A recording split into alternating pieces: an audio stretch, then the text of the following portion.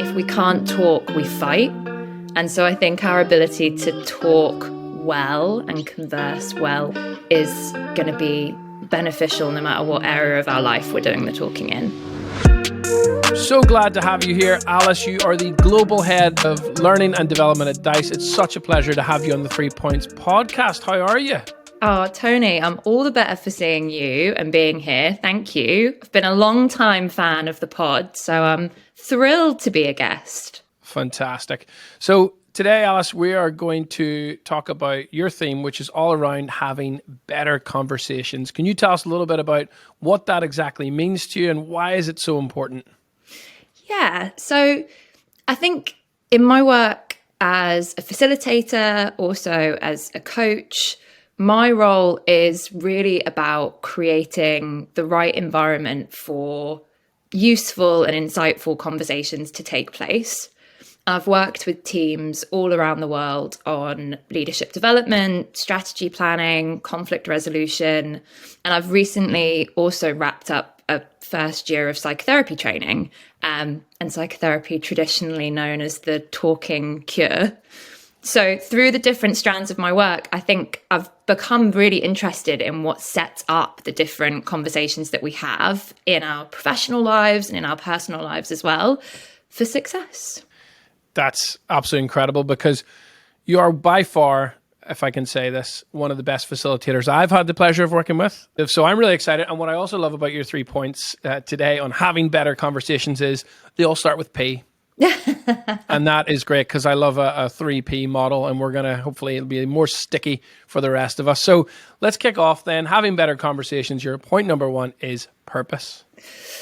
So there's a bit of a double entendre with point number 1, because firstly, I just think we can raise the bar on our expectations for the different conversations that we have when so much of our time is spent talking to people, whether it's one-to-ones, team meetings, dinner party, on a date.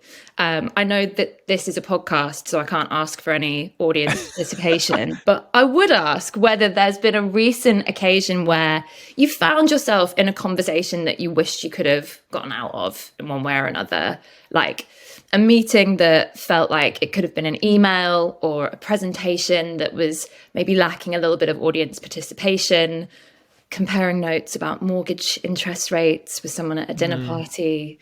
Like, I think it connects to the second meaning, which is let's get clear on what our goals are as we go into the different conversations that we find ourselves in life. Like, what is the purpose of the exchange that we're having? And once we know what that purpose is, let's build out our conversational framework with that particular goal in mind. And that goal might be a cognitive one, like I want this person to be thinking about something new as a result of this. It might be active. I want them to do something differently as a result of what we're talking through together. And it might also be an emotive goal. Like I want this person to really feel something differently or feel something specific as a result of the conversation that we're having. Yeah, I love this. And but just generally, Alice, like what other ways can we be better at being more purposeful in our conversations? Well, I think of the 3 goals conversationally that we might think about. So the cognitive, the active, and the emotive. I think often it's that emotional lens that can sometimes be missed, like being emotionally intentional with the conversation that we're having or hosting. So if you think about the example of facilitating a project updates meeting, I've probably given quite a lot of thought to how I want to structure the conversation with my team around like points to reflect on, progress, blockers, actions to take, like who's accountable for what at the outset. But I might not have given the same consideration or focus time on the feelings. Like the purpose of that updates meeting might also be connecting into wanting to get them really excited about the next phase of the project or feeling really proud of the progress that they've contributed to, or even feeling cautious about some of the upcoming risks or like crunch points. So I think there's definitely a piece around being more emotionally attentive and intentional as part of that goal setting and purpose setting piece. And I think then there's also the structuring piece, and I don't want to overquote Simon Sinek here, which is, once we know that purpose of why we're conversing, like what that dialogue is, we can then talk about what structure is going to help us deliver that purpose, who we need to hear from, or who needs to be part of that conversation in order for us to deliver it, and then how we want to manage that conversation to reach the goal. So it's about starting with why and giving ourselves the small amount of intentional time to consider what we're aiming for when we bring people into the different conversations that we might have, particularly at work. Couldn't agree more. So we've covered purpose. I think that's really helpful, by the way, in encouraging us all to think about, what are our goals in the conversation, and almost we can coach ourselves through some of the things you shared. Your point number 2 is priming. Yes. So tell us more. So priming is about how we set the mood for a particular conversation ahead of time. And the idea of priming is that it recognizes that our dialogue, our conversation begins from the moment that they accept an invitation to engage with you. So that might be signing up to a workshop, clicking accept on a meeting invitation, saying yes to come around to your house for dinner. It could be any of those things. But from that moment of engagement, you're in a dialogue together. And if you're the instigator of that conversation, of that dialogue, you've got an opportunity to connect early with that person and set the main event up for more success as a result. So I think in my experience, priming can work in a number of ways depending on the type of conversation that you're having. It can be as simple as thought starters shared ahead of time before a workshop. It can be a meeting agenda, maybe a few lines detailing your rules of engagement for how you want people to show up and engage. And we can talk a little bit more about that in point 3. And that's a prime because you're creating an element of certainty and reliability over what that group can expect, and also allow them to do more focused prep for the conversation you're going into as a result. And I don't know, you probably can hear it in the way that I'm describing it. For me, priming also connects into psychological safety because you are sharing more certainty, more reliability, more structure into the expectation for contribution and so on. And I think that increase of certainty in how you want people to show up then helps people show up into that conversation in the way that you intended. Good for you, and it's good for them. Yeah, thanks for bringing in the psych safety element, because I think that's as you're sharing both purpose, I was thinking about, and priming, I was thinking about what if we don't do these things? And I was thinking, well, if we don't share, or if we're not clear on the purpose, then that leader goes in and gives the feedback in the most factual, objective, non-caring manner that doesn't have the ultimate impact that they were going for. And then when it comes to priming, I, like you, probably when working with leaders and teams, it really can kill psychological safety. It can really turn people off you as a professional, as a person, and that can really cause a lot of problems. But tell us a little bit more about what happens when we don't do this effectively. When we don't prime. Yes. I think in a facilitation workshop setting, you have people coming into the room unsure of what to expect, not clear sometimes on what the tone or the vibe is going to be within a particular session. And so I think a consequence of an absence of priming can be you waste time because you end up, when you're in that physical space together, hybrid space, but you're there kind of synchronously, having to spend time building goodwill, setting expectations up front, helping people understand some of the things that they're there to do. And there's a huge amount of opportunity to have built that in before you're in the room. And then the in-room magic comes from people being there together rather than people needing to kind of figure out what the expectations are for how they're meant to be together. And that definitely, yeah, not just within the workshop setting, right? Because a lot of the things you talked about, certainly I feel can apply to one-to-ones with your manager or Uh-huh. project meetings or whatever it might be, right? That people can show up thinking it's going to be one thing, but it's another. Yeah. And actually, what's making me laugh, Alice, is just the personal aspect of this. You talked about dating. This isn't a personal story, but I promise. But imagine, someone said to you, "Oh, we're going to go and let's go grab coffee or we'll go for dinner." But actually it was a breakup. Yeah. And you weren't primed. That would be pretty scary. That would really have a negative impact. But I'm just thinking about these environments or these examples where, even with a manager, where you think this is an informal chat, but it becomes a formal conversation about the feedback, perhaps from the first story you shared. That Yeah. can be really unsettling. I agree. Back to the psychological safety piece, is like a breach. It feels like ambushing. And if we go to, let's talk feedback for a second. I think with feedback conversations, priming works really well, because if we're sharing feedback with someone, we can do an immediate prime to say, is this a good time to kick this conversation off? I noticed a few things in your presentation earlier. I'd love to pick it up with you. Is now a good time? And if not now, then when? And immediately, you haven't ambushed someone with the feedback. You're priming them to be more open to the conversation you're going to go into with them.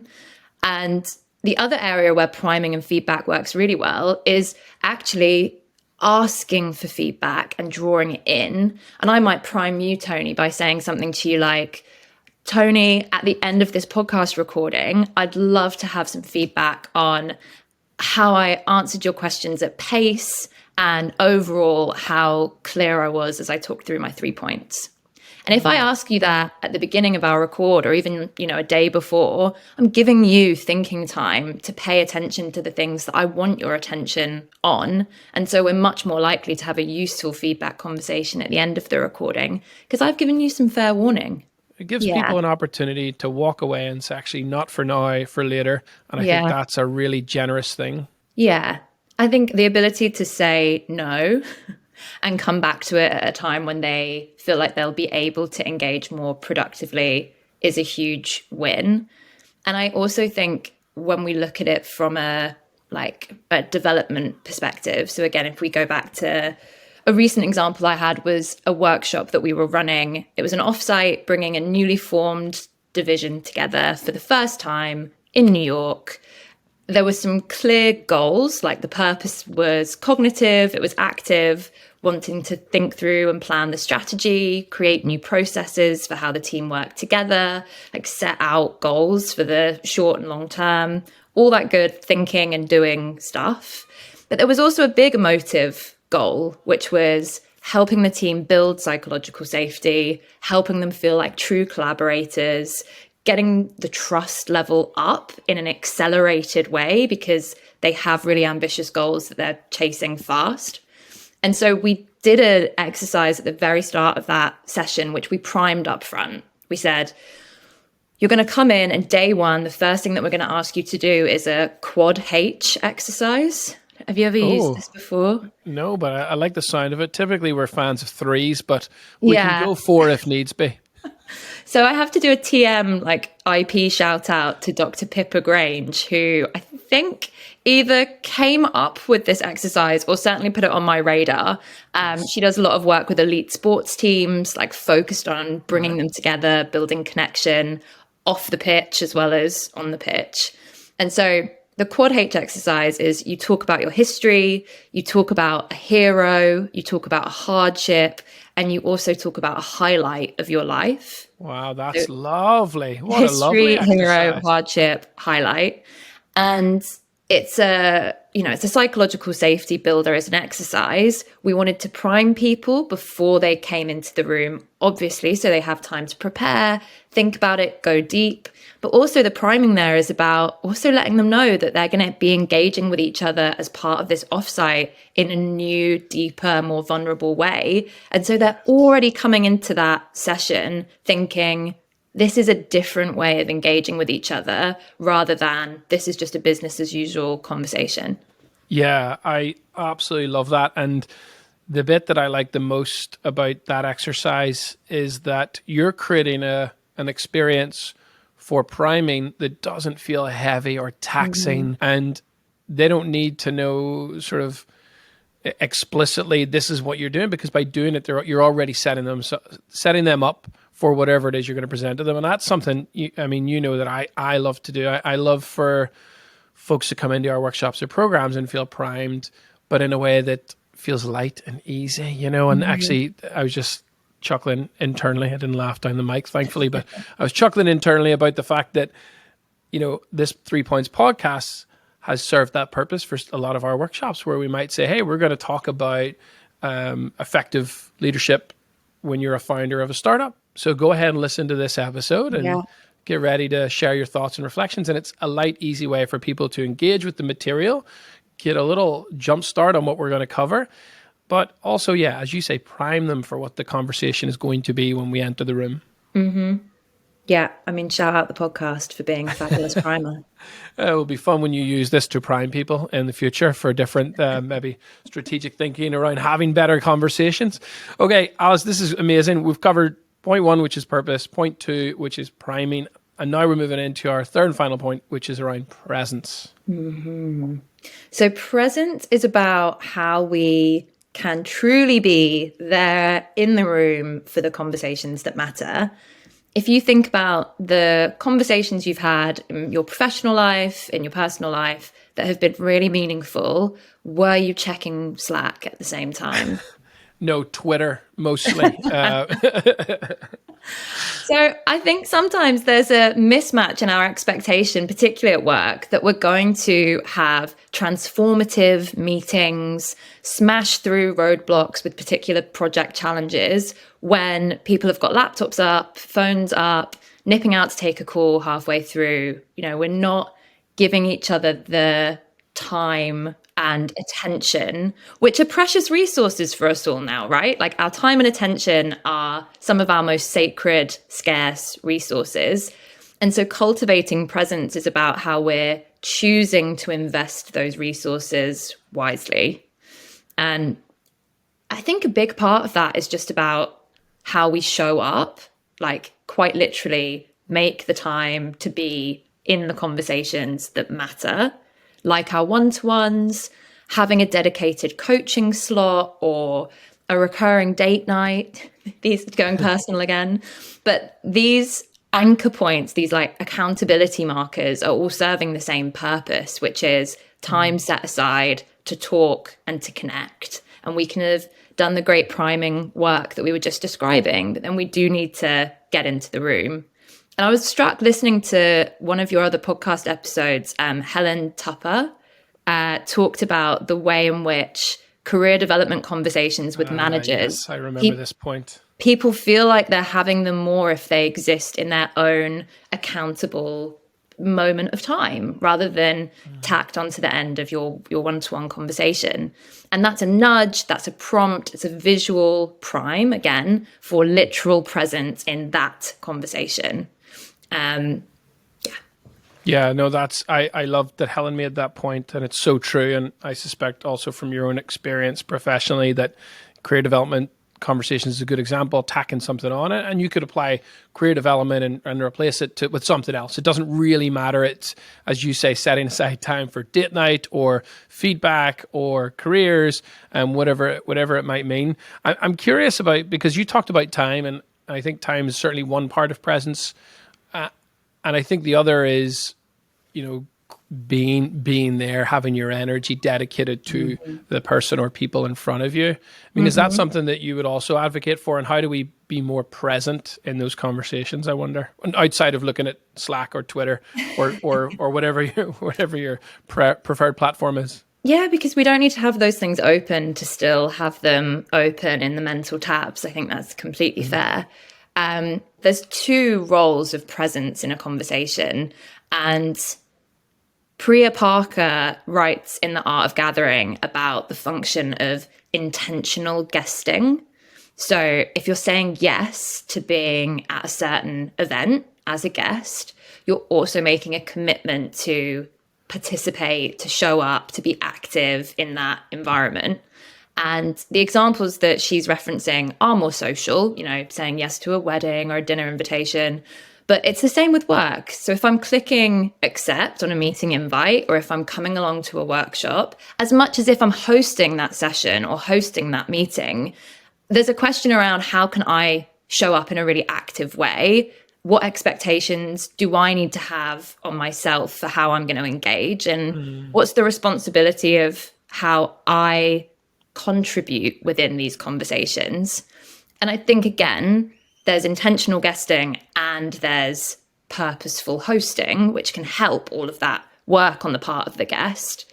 If I'm facilitating, one thing that I will try to do, and this could be a workshop, it could be a meeting, it's my one-to-ones, a coaching session, is have a couple of moments of checking in with myself before I'm then in front of and engaging with others. So I call it clearing the space, but it's like the mental act of paying attention to where your head's at, paying attention to how your body's feeling, and making a conscious decision to park thinking about that email response or that conversation that I just had in the corridor before I came into the boardroom, and putting it to the side so that I can give my attention and my energy to the goal of the session that I'm heading into, or the goal of the one-to-one that I'm about to be a part of. How am I being present for the people that are there and have needs of me as a facilitator or a host or a guest? And I'm going to be doing my audience a disservice if I'm there 50% or 75%. And if you're hosting a session and you're at 75, then it's really hard to get the room up to equivalent or higher numbers. Well, definitely. I love that in everything you shared, it's all about you taking personal responsibility and you setting aside time. I love that, to clear the space. I call it pre-game rituals. Anytime I'm hitting a workshop or a program, I'll take that 20 minutes before to really ground myself. Yeah. And that's a really great message. And one thing that I'm noticing, sort of two reflections. One thing I'm noticing, Alice, with these 3 points and why I think they're really useful is if you get the purpose right, you execute on priming, presence is going to follow. I feel like I'm thinking about times when I haven't been present. It's because I'm not sure of the purpose. Yeah. I haven't really been primed. And now I'm sitting here going, should I be here? Should I even be here? Yeah, I've made the wrong expectations. And I would encourage people to leave the room and get out of there. I think that is also a really fair point, which is this can mean saying no to some things, because in order to show up in a way that is contributing and active, we do need to have a sense of what's our purpose within that conversation. What is the expectation of me, and how can I feel like I am contributing in a way that is meaningful? Because if the answer to those questions is I'm not, or I don't know, or maybe I'm actually just added on as an afterthought, that's not energizing. It's taking up air in the room, having people in a conversation who aren't contributing for one reason or another, that can stifle a necessary conversation that could and should be had if we'd been more intentional and thoughtful about who we have in the room to begin with. And that goes back to the purpose of the conversation that you're having, how you're going to achieve that purpose with who you're inviting to be part of that conversation itself. With presence, I feel like even if the other person in the conversation or people haven't got the purpose right, haven't got the priming, there's never an excuse to not be present in a conversation. Yeah, and I think it goes back to that dual responsibility of host and guest, and that there is personal responsibility on both sides. I think for the guest role, I think a couple of things. One, I think it's become more normalized to be a passenger or think of being a spectator within a conversation or a meeting. And rather than flipping that script into intentional contribution, we think, oh, we're kind of having a vacation kick back, answer a few emails. And like we just talked about, there's a cost to having passengers in a conversation because it's stifling the ability to get done what we want to get done. And I think the really easy toolkit for that script to be flipped is coaching questions. Again, goal-oriented coaching questions, which don't need to be confrontational. They are exploratory, and they could be as simple as, what is the goal for our time together? How do you want me to contribute to what you're looking to get done here? What is it that you want? What's the goal? Simple stuff. And sometimes if we ask that question in a meeting, we can be faced with either, I don't really know. I hadn't given it that much thought. And in which case, if there's a, what's the right word? If there is if there's a gap on the part of the host to have done that pre-thought before you're all there together, and in the moment it's also not forthcoming, then again, you're well within your rights to say, let's leave this conversation where it is and come back to it at a point where we can all meaningfully contribute. One of the things that I want to call out, Alice, because I think I for one wouldn't want anyone to walk away and say, feel like every conversation must be so heavy and purposeful. Because what I like about you and I and our conversations is sometimes it's simply, hey, Alice, I'd love to catch up with you just to see how things are going. How's life? To have a bit of a chin wag, whatever. And I think that's where you're really good as well at sort of, practicing what you're preaching here and what you're setting us up for and sort of putting that forward to me in our conversations. So even if it is just a sociable catch up, because there is purpose to that. Yeah, absolutely. And sometimes it's helpful to, I'm not trying to make it too heavy on this one either, but it's helpful also to know that when you and I connect and we're saying we're doing this to chew the fat, I want to actually hear how you're doing. We both are primed going into that conversation to know maybe this isn't necessarily going to be a work conversation. We are not doing a kind of project retro. I love it. And that means you and I can go for a walk and talk, right? Rather than, be at our computer. So I think it is so respectful. Alice, this has been incredible. We're ready to wrap this up rather. So we've covered your first point, which is around purpose. We've covered priming. And I love that we've spent time talking about presence. And so my final question for you is, how might the world change if we all implemented the points that you've shared with us today? Just a light question to end the podcast. I know. Well, I think that when we can improve the quality of our conversations, we are increasing our ability to connect meaningfully with other people. And in our world as it stands, what better moment is there to be able to build better understanding and connection with people? I think it's Esther Perel who actually says, if we can't talk, we fight. And so I think our ability to talk well and converse well with each other is going to be beneficial no matter what area of our life we're doing the talking in. Oh, let's aspire to talk well. I love that. Alice, thank you so much for joining the 3 Points podcast. It's been an absolute blast, my friend. Thanks so much for having me, Tony. It's been a pleasure.